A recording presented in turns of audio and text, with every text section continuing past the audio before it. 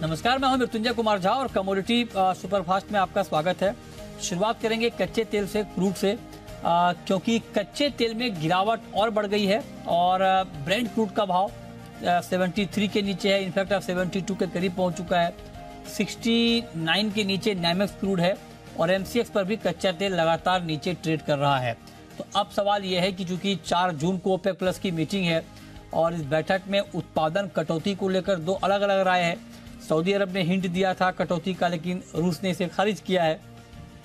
और दूसरी तरफ चीन से जो आंकड़े आए हैं मैन्युफैक्चरिंग के, वो खराब हैं, लिहाजा डिमांड घटने की आशंका है, सप्लाई कम होने की संभावना नहीं दिख रही है। तो क्या ये क्रूड की कीमतों पर और दबाव बढ़ाएगा? इसी पर पहले हम बात करेंगे। रवि दियोरा है हमारे साथ, रिसर्च हेड और डायरेक्टर कुंवरजी ग्रुप के। रवि जी, बहुत बहुत स्वागत है आपका। क्या लगता है आपको, कच्चा तेल और नीचे आएगा?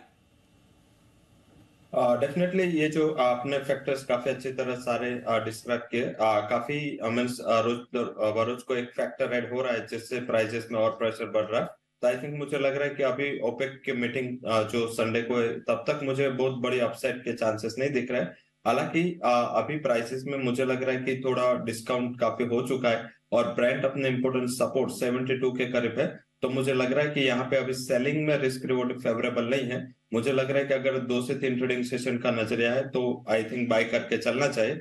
लेवल स्पेसिफिक 5650 के करीब बाय करें, स्टॉप लॉस लगाए 5560 का। अपर साइड मुझे लग रहा है कि फेड ओपेक मीटिंग के बाद आई थिंक प्राइसेस में 530 तक के level as a part of short covering दिख सकते हैं। मुझे लग रहा है कि मोस्ट नेगेटिव से वो प्राइस हो चुके हैं। ठीक है, तो ये राय आपकी है कच्चे तेल के ऊपर। अब हम आते हैं बुलियन मार्केट पर और गोल्ड में। अगर आप देखें तो इस वक्त गोल्ड का मार्केट दबाव महसूस कर रहा है और दबाव में है, एक रेंज में ट्रेड हो रहा है। एक्शन की कमी दिख रही है गोल्ड में। गोल्ड पर क्या व्यू है आपका रवि जी, क्या करें गोल्ड में?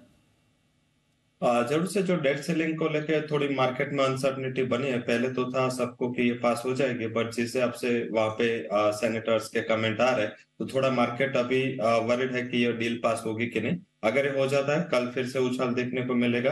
तो मुझे लग रहा है कि वहां पे एक बाइंग का व्यू लेना चाहिए। सेकंड, अगर नहीं हुई तो इकोनॉमिक अनसर्टनिटी है, वो गोल्ड को सेफ हेवन डिमांड प्रोवाइड करेगी।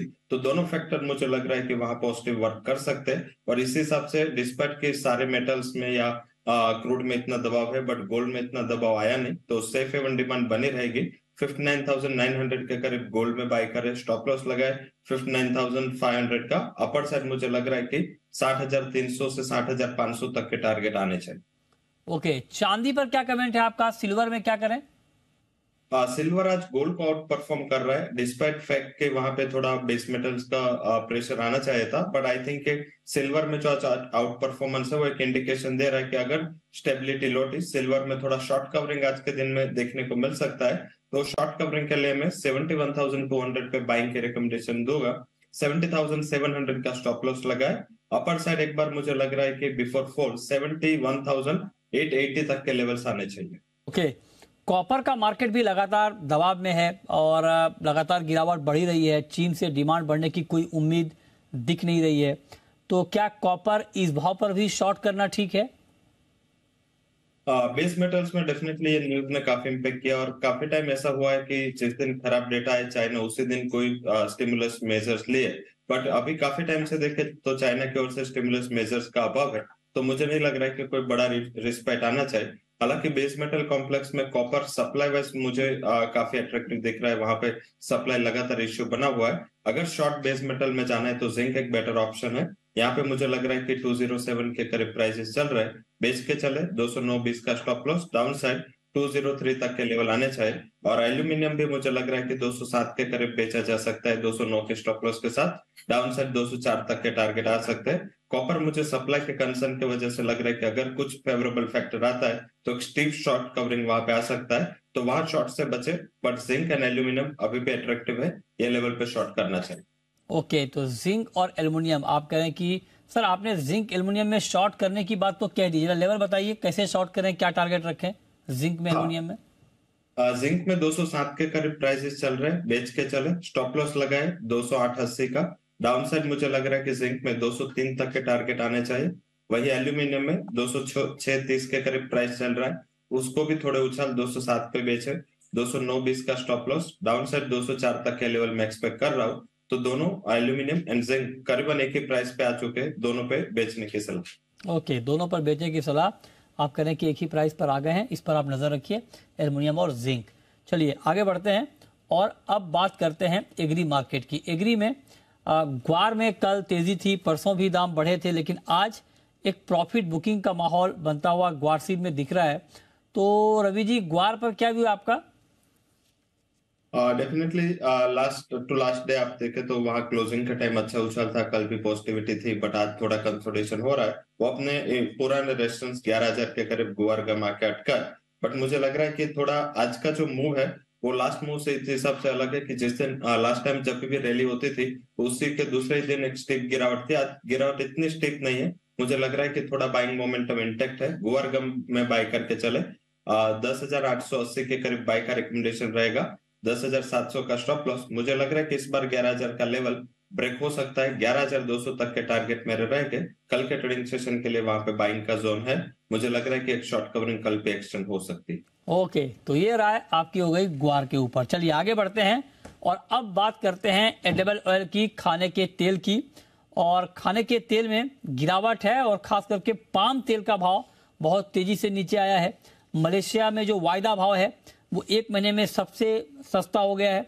3.5% BMD पर पाम तेल के दाम गिरे हैं, 3300 रिंगिट के भी नीचे आ गया है पाम तेल का भाव। और मलेशिया में मई में उत्पादन 20 से 30% बढ़ने का अनुमान लगाया गया है। हमारे साथ डॉक्टर बीवी मेहता हैं बातचीत करने के लिए, ईडी हैं SCA के। मेहता जी, बहुत बहुत स्वागत है आपका। पहला सवाल मेरा आपसे यही होगा सर कि आपने कुछ ज्यादा ही सस्ता करा दिया तेल सर, इतना तो आपको बोला भी नहीं गया था कराने के लिए। अच्छा है ना, कंज्यूमर के लिए तो अच्छा है। हाँ, जैसे क्योंकि पाम ज्यादा ऊपर था, जैसे सन सोया नीचे आ गया। अपना सन 900 है, या तो सोया उससे थोड़ा महंगा है, 968 था। तो नेचुरली पाम तो नीचे आना ही था, क्योंकि नहीं तो पाम की ऑब्जेक्ट रहता नहीं था, तो पाम नीचे आया है। और अभी जो आज दिख रहा है, पाम ऑयल CI बॉम्बे 835 और CPO 865 पे चल रहा है। तो आप देख रहे थे भाई, पाम ऑयल सस्ता $30 आ रहा है CPO से। वो भी एक चिंता का विषय है, क्योंकि ज्यादा पाम ऑयल आएगा तो यहाँ की इंडस्ट्री का क्या होगा, रिफाइनिंग इंडस्ट्री का, वो एक सोचने का विषय है। और सर उसको कैसे रोका जाए? नहीं, वो तो हमने बताया था कि भाई एक तो ड्यूटी डिफरेंस है पाम एंड CPO और RBD ओलिन, जो अभी 8.25 है, 15% करना चाहिए, तो दैट विल डिस्करेज कर देंगे, ज्यादा इंपोर्ट नहीं हो। आज अगर 3 साल पहले 3% खाली फक्त RBD ओलिन का इंपोर्ट था, आज 22% हो गया है।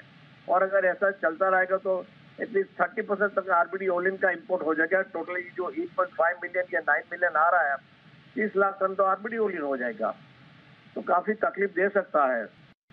आज आपके मित्र भी हमारे साथ थे सुबह 11:30 बजे के शो में, दोराब जी मिस्त्री, और उनका ये कहना था कि अगले 2-3 महीने में, मतलब उनका ये कहना था कि अब जितनी गिरावट आनी थी कीमतों में आ चुकी है, और अब अगले 2-3 महीने में 10% दाम बढ़ सकते हैं। क्या आप इत्तेफाक रखते हैं? क्या आपको भी इस बात की संभावना लग रही है मेहता जी? देखिए, दोराब भाई तो एक्सपर्ट है, वर्ल्ड वाइड रिनाउंड है। मैं always I look at him कि भाई उनकी जो स्टडी है काफी अच्छी स्टडी है। पर अभी जो दिख रहा है कि सन और सोया का नीचे गिर रहा है, पाम भी नीचे है, और वर्ल्ड वाइड जो ऑयल सीड का प्रोडक्शन बढ़ा है, ऑयल की अवेलेबिलिटी बढ़ी है, और टेक्निकली रिसेशन चल रहा है, तो मेरे को ऐसा नहीं लगा कि भाई सडनली भाव ऊपर चले गए। मेरा तो मानना है कि अगला 1 महीने में और $30-40 नीचे चले जाए तो आई वॉन्ट बी सरप्राइज। आप कह रहे हैं कि $30 से $40 और दाम कम हो सकते हैं? अच्छा अच्छा मेहता जी, एक बात और, चूंकि आप बड़ा मुखर हैं और बीच बीच में आप लेटर भी लिखते रहते हैं, अभी सर जो अभी आप कुछ दिन पहले आपने एक लेटर लिखा था आपने मेंबर्स को, रिटेलर्स को, क्या उस लेटर का इम्पैक्ट आ गया है? दाम कुछ और रिटेल में कम हुए हैं हाल फिलहाल? हाँ जी, जो आज सनफ्लावर में, हाँ, अप्रैल में MRP थी 149, जो मार्च में 159 थी, अप्रैल में 149, और आज है MRP 134 सनफ्लावर में, जो मेन कंपनी है जो जेमिनी है। सेम वे फॉर्च्यून के भी काफी दाम घटा है। सोया का भाव जो पहले अप्रैल में 145 था, 10 रुपया कम के 135 हो गया है। सनफ्लावर में भी उसने 10 रुपया कम किया है। मस्टर्ड में भी काफी फ्रॉम 160 152 हुआ है। तो सारे जो कंज्यूमर भी है, जो कंज्यूमर पैक में भी भाव घट रहा है, पर खाली फक्त डिफरेंस रहता है 10-15 दिन। और जैसे अभी मार्केट गिरी है तो आप देखें कि 15 दिन और मार्केट नीचे, एमआरपी नीचे जाएगी। ओके, मतलब अपने आप चली जाएगी या आपको लेटर लिखना पड़ेगा फिर? नहीं, जरूरत नहीं है। देखिए इतनी मार्केट में कंपटीशन है, कोई चाहे तो भी मार्केट ऊपर नहीं रह सकता है, और तो ऑटोमेटिक होता है। इतनी फेयर कंपटीशन है। अगर मैं आज बोलूंगा कि मैं महंगा बेचूंगा तो मेरा माल कौन लेगा? I have to move with the market. Right. Last question Mehta ji आपसे, मस्टर्ड के ऊपर मैं बार बार आपसे ये पूछता भी हूँ कि मस्टर्ड के दाम नीचे हैं और एमएसपी से नीचे हैं, तो उसको लेकर क्या कुछ नई प्लानिंग आप लोगों की तरफ से, कोई नई पहल मस्टर्ड किसानों के लिए? को एग्जीक्यूटिव प्राइस कमीशन की मीटिंग है, हम जा रहे हैं वहाँ भी। हम ये बताना चाहते हैं कि सर ये कब है? फ्राइडे 2 जून को है, दिल्ली में है। अच्छा, दिल्ली रहेंगे आप? ओके। तो खासतौर पे वही मस्टर्ड का फोकस करना है कि आज किसान नाराज हो रहा है।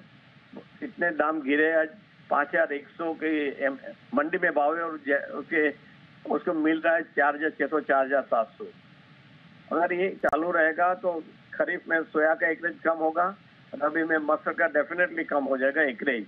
जो मेहनत करके इतना ऊपर तक गए मस्टर्ड का एकरेज एंड प्रोडक्शन, वो रिवर्स हो जाएगा। तो गवर्नमेंट को कुछ करना ही पड़ेगा।